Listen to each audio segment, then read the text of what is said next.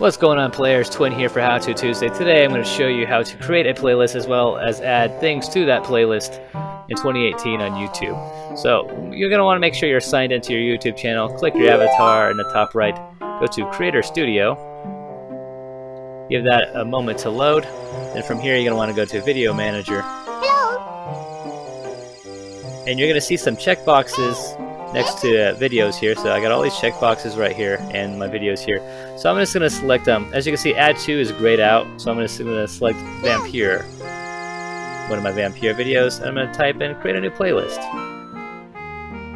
I'll just call this Vampire. Yeah, why not? Vampire. And as you can see, it added it to it.